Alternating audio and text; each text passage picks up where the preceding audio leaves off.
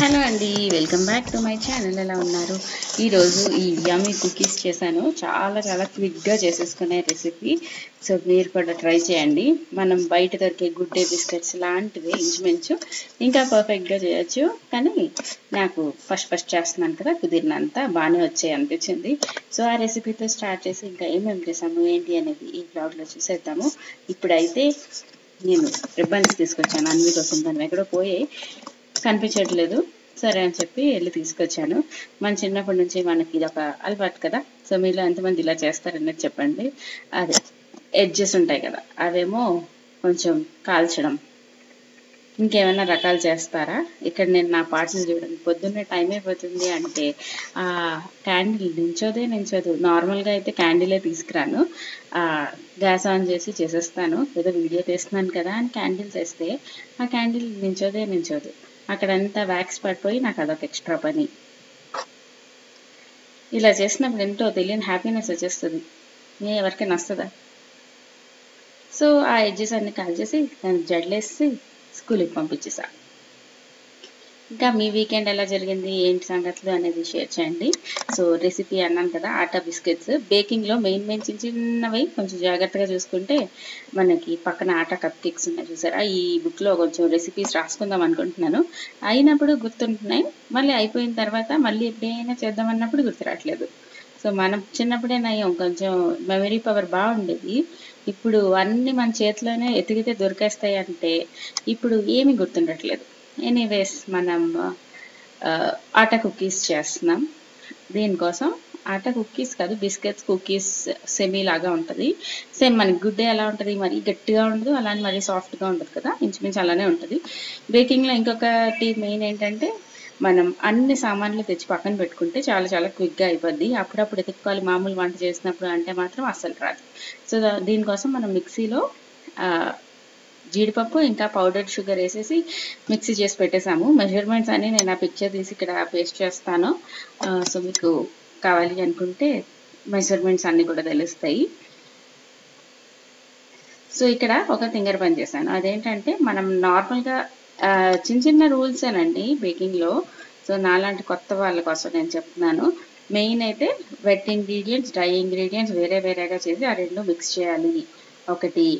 ఇంకొకటి cookies biscuits ఇవి ఏమన్నా అంటే బటర్ షుగర్ మిక్స్చర్ తోటి మనం ఒక మిక్స్చర్ తయారు చేస్తాము. దాంట్లో డ్రై ఇంగ్రీడియంట్స్ వేసుకోవాలి. ఇక్కడ నేను బటర్ షుగర్ అది మిక్స్ చేయడం మర్చిపోయి ఈ ఆటా, మిల్క్ పౌడర్, బేకింగ్ పౌడర్ వేసేస్తున్నాను. దాని తర్వాత గుర్తొచ్చింది నాకు, హే మర్చిపోయావా అని చెప్పి దాన్ని పక్కన పెట్టేసి ఇది బటర్ తోటి ఆ షుగర్ క్యాష్యూ పౌడర్ ఉంది కదా దాంతో బాగా బీట్ చేసేస్తే మనకి ఒక మిక్స్చర్ వస్తుంది. దాన్ని ఈ ఆటాతోటి మిక్స్ చేసుకుంటే డో వస్తుంది. ఆ డోని పెట్టేస్తే బేక్ చేస్తే మనకి బిస్కెట్ వస్తుంది. అమ్మయ్య, ఇన్ని చేస్తే అన్ని వస్తాయి, 2 నిమిషాల్లో అయిపోతాయి. ఇంకొకటి మెజర్మెంట్స్ కరెక్ట్గా ఉంటే కూడా మనకి బేకింగ్ అనేది బాగుతుంది. మాకు వచ్చలే అనుకొని చేసేస్తే రాదు. ఫర్ సపోజ్ ఇక్కడ నేను 1/4 కప్పు బటర్ అంటే కరెక్ట్గా మెజర్ చేయకుండా వేస్తాను. అందుకని చెప్పి అవి మరీ కరెక్ట్ టెక్స్చర్లో రాలేదు అనిపించింది నాకు. అండ్ ఇక్కడ మంచిగా బీట్ చేసేసుకోవాలి. ఆ బటర్ షుగర్ కలిసిన వెంటనే అది చాలా సాఫ్ట్ అయిపోతుంది. కలుస్తుందా అనుకున్నాను కానీ ఒక 4 సార్లు కలిపిన వెంటనే కలిసిపోయింది. సో ఇలా అయిపోయిందా. ఇది ఎంత మంచిగా బీట్ చేసుకుంటే అంత బాగా ఉంటుంది అన్నమాట. సో మీ ఎవరికైనా అనిపిస్తుందా అలా మెమరీ ఇప్పుడు బాగా తగ్గిపోయింది అని? మన చిన్నప్పుడు ఇంకా టేబుల్స్ ఇవన్నీ నేర్చుకోవడం కొంచెం ఈజీ. ఇప్పుడు పిల్లలకి నేర్చుకోవడం ఇంకా కష్టం.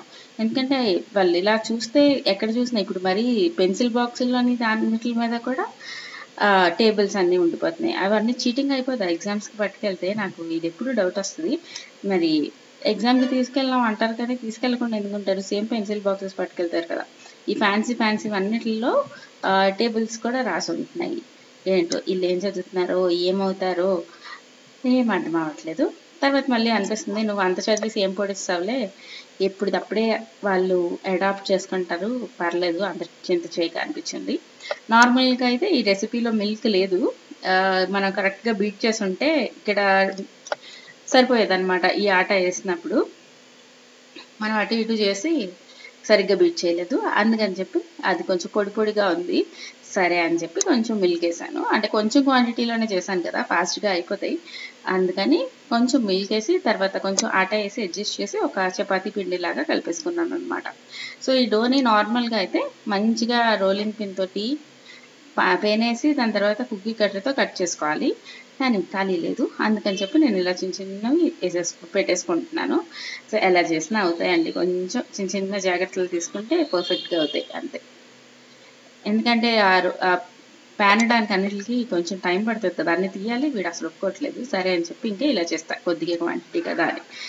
ఈసారి బాగా వస్తే నెక్స్ట్ టైం ఎక్కువ క్వాంటిటీలో చేసుకుందాం అనుకున్నా. సో వచ్చాయి, అందుకని మళ్ళీ చేద్దాం.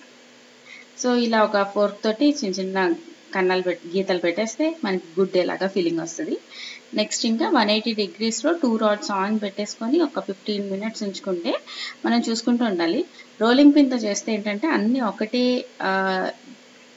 దల్సర్తో వస్తాయి కదా, అప్పుడు అవి కరెక్ట్గా బేక్ అవుతాయి. ఇప్పుడు నేను చేయడం వల్ల చూసారా కార్నర్స్లోని అవి కొంచెం మాడిపోయాయి.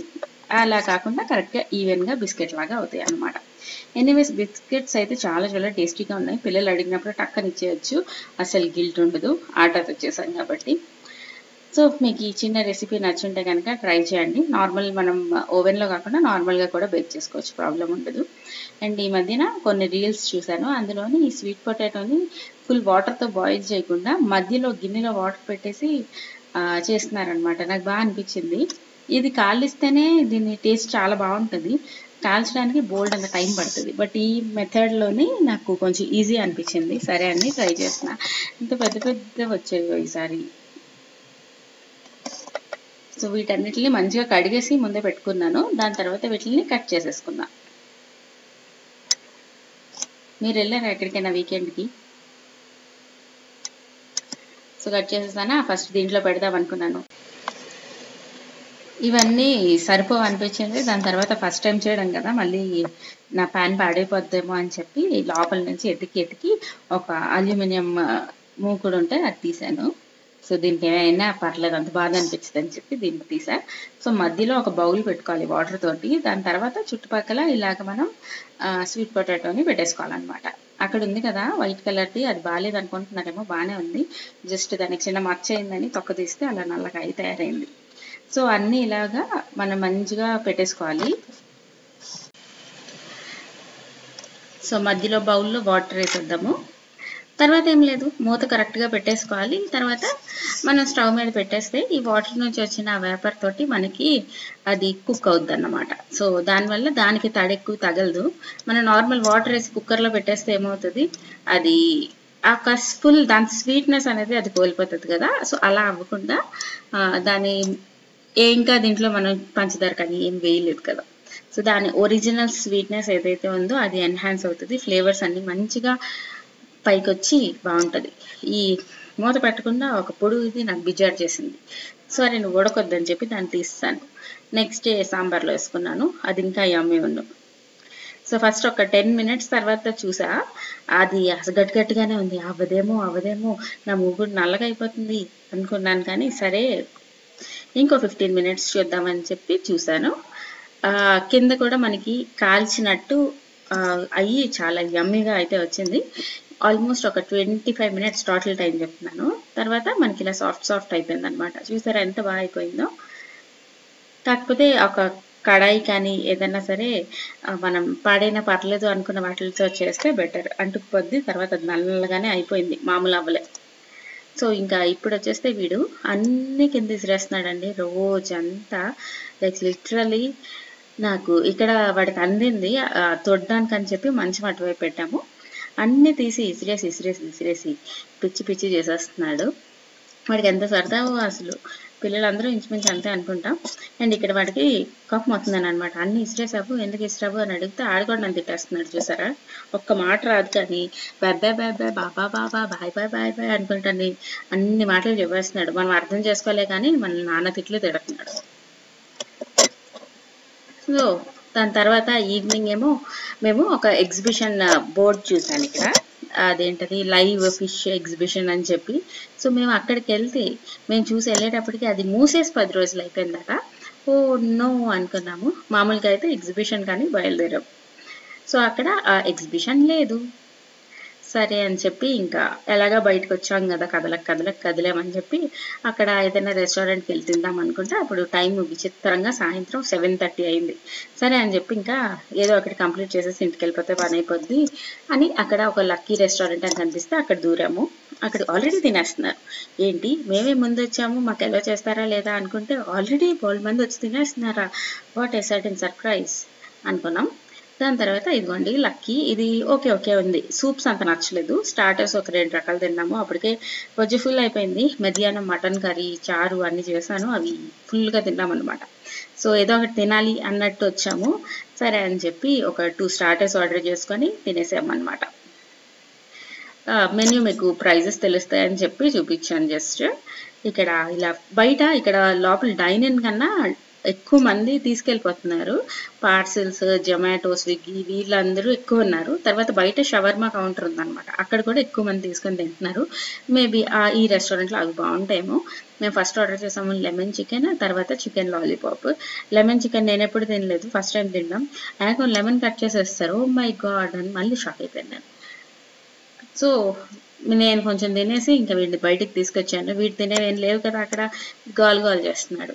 సరే అని చెప్పి నేను తినేసి బయటికి తీసుకొచ్చా. మీరన్న ప్రశాంతంగా తినండి అన్నట్టు. సో చెప్పాను కదా, ఇది రెస్టారెంట్ బయట నుంచి వ్యూ. ఇది బాచుపల్లిలో ఉంటుంది. బయటంతా ఎక్కువ మంది తీసుకెళ్ళిపోతున్నారు. అండ్ అక్కడ ఒక చిన్న బేకరీ ఉంది, ఇరానీ చాయ్ ఉంది. సో అక్కడంతా ఈ షవర్మా పాయింట్ దగ్గర ఈ కార్ల వాళ్ళందరూ వచ్చేసి తీసేసుకొని అక్కడే తినేసి వెళ్ళిపోతున్నారు అన్నమాట. సో అదన్నమాట మా సండే అయితే ఇలా జరిగింది. తర్వాత ఇంటికి వెళ్ళిపోతుంటే నాకు బ్యూటిఫుల్ మూన్ కనిపించారు. ఎంత బాగుందంటే చాలా చాలా బ్యూటిఫుల్గా అనిపించి మీకు కూడా షేర్ చేస్తున్నాను. అదన్నమాట ఈరోజుకి వ్లాగ్. మీకు నచ్చింది అనుకుంటున్నాను.